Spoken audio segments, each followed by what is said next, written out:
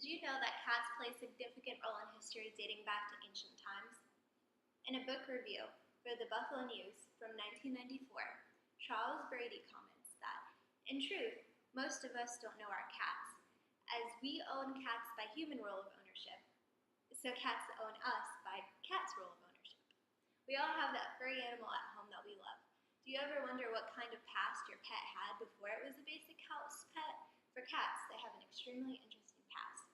After listening to my speech, my audience will be able to explain the role of cats throughout history. Cats went from godly figured, humbled down a little bit, to just a lucky significance, and even went as far as being associated with witchcraft and bad superstitions. Cats do play a significant role in history, as they play a part in several aspects of different cultures.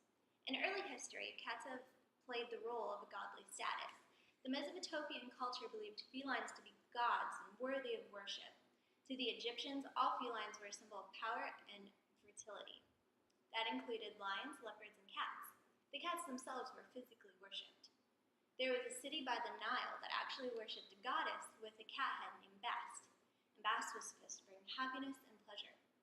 In the Viking culture, they also worshipped a goddess who cherished cats. According to Norse mythology, the Viking goddess of love and fertility, Freya, actually had a chariot drawn by a cat. There were two large cats that pulled her chariot, and they were actually a gift from Thor, the god of thunder. Freya believed that cats were the most affectionate of domestic animals, and Freya actually believed that these animals held this power, and she ruled over the ninth world. And this is where the stigma comes that cats have 9 lives. It's the ninth world, they have 9 lives, and they can overcome any deathly obstacle. Cats later were not seen so much as a symbol of power, but more a symbol of luck. In folklore, cats had the stigma around them for good superstitions. The Asian cultures believed that cats were extremely lucky. Buddhist, Burmese, and Siamese cultures truly believed that these cats were hosts for the holy human souls. These cultures believed that cats were basically an urn for these human souls, and that the soul would live through the cat throughout its natural life, and with the passing of the cat, it would bring the soul to paradise. In ancient Japan, cats were actually kept in pagodas where they were kept to guard over priceless manuscripts. Cats were considered the guards of the home, and by the 10th century, cats were so associated with wealth that actually only the nobility could afford to own one. And that brings me to the Croat cat, which was actually believed to be one of the luckiest breeds. The Croat, originally from Thailand, has a shiny black coat that's almost blue and stunning green eyes. The Thai people believed that this special coat brought monetary wealth. And they also believed that if you were to pour water over this Croat cat, that it would bring rain clouds. It's also a Thai superstition that if you give a married couple a pair of Croat cats, that it will bring success to the marriage and a lifetime of happiness and wealth.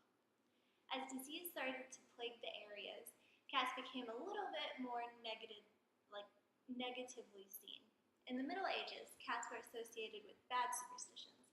Cats became associated with witchcraft, and there was just this huge hysteria in Europe about witchcraft that it just brought on these bad superstitions. It was often lonely old women who cared and fed for these cats in the Middle Ages, and it was those same lonely old women who were normally accused of witchcraft, so cats just became guilty by association. People accused of witchcraft would normally be burned at the stake, and unluckily for their cats, they served the same fate due to association. Cats were actually associated in the Middle Ages with the plague of tuberculosis. It was said that if a cat was around you, it could literally steal your breath and infect your lungs with consumption. During that time, people actually killed a lot of cats because of this superstition, but in the Middle Ages, they had the plague, which was caused by rats, but if they had kept more cats around, there would be less rats, and maybe the plague never would have lasted as long as it did. Cats also became associated with the devil. Witchcraft actually means craft of the wise. The Christian church didn't like that people were trying to go to the witches for help, so they brought this stigma that witchcraft was associated with the devil. It was believed that a cat's teeth held venom and that their flesh held venom. It would even even went as far to say that their hair caused suffocation. Since cats roam at night, they were associated with evil.